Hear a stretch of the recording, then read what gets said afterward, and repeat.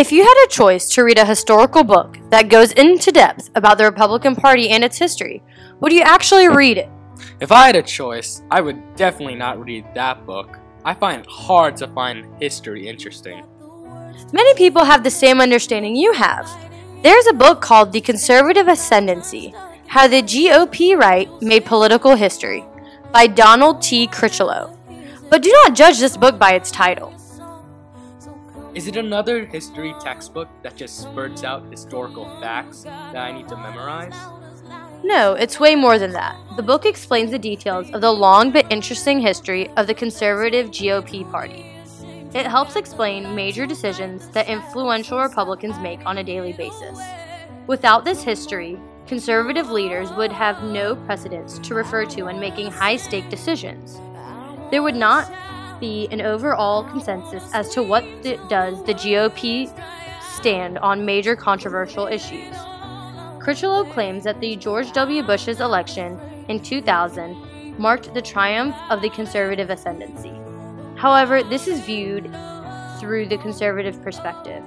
Another, more liberal perspective sees that Bush's presidential election was not the triumph of the conservative ascendancy because he did not win a majority in the popular vote. What kind of issues does the conservative ascendancy touch on?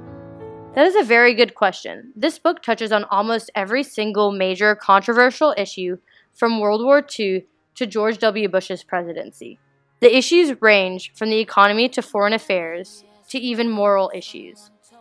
They are presented through the conservative perspective only. According to Schoenwald, the GOP exaggerated the idea that the Grand Ole Party was almost destroyed on numerous occasions. He states that it was in fact the exact opposite.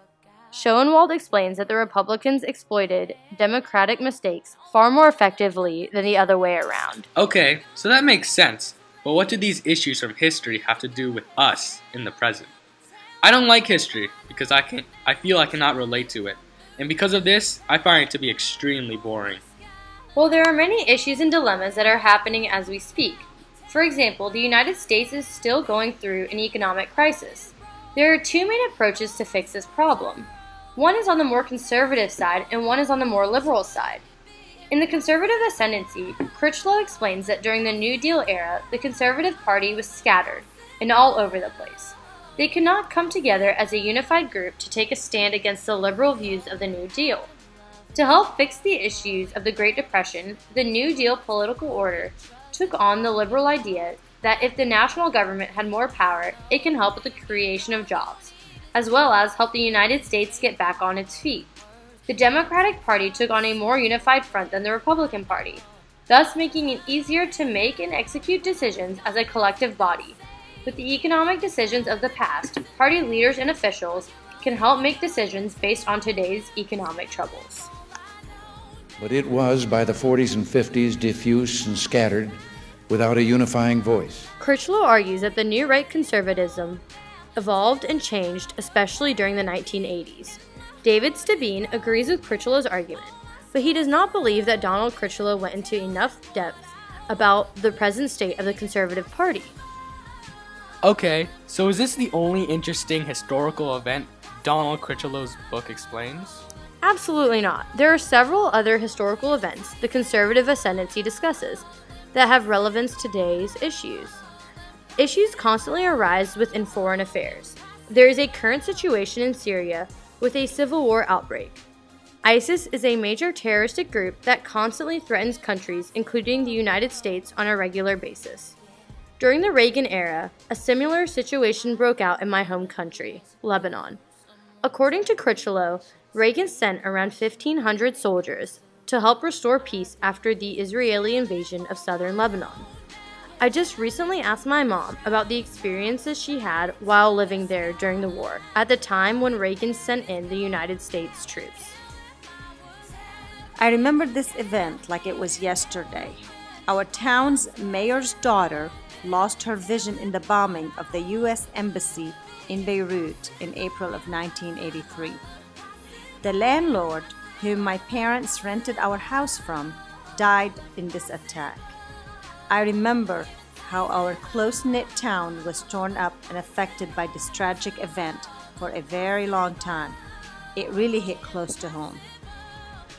There are always at least two sides to history, sometimes 3 or 4 or even more. In the Conservative Ascendancy, Critchlow's explanation of the rise of the Conservative Party was through a Republican perspective. Sean Willans points out that the Conservative Ascendancy fails to acknowledge that the Conservative Party achieved such great power because of the Democrats' demise due to their erratic behavior. Critchlow undermines the effect the Liberal Party had on the Conservatives' rise to power. The discrepancies between Critchlow's book and other scholarly sources make it a more interesting book to read. I really thought history was boring, only based on facts.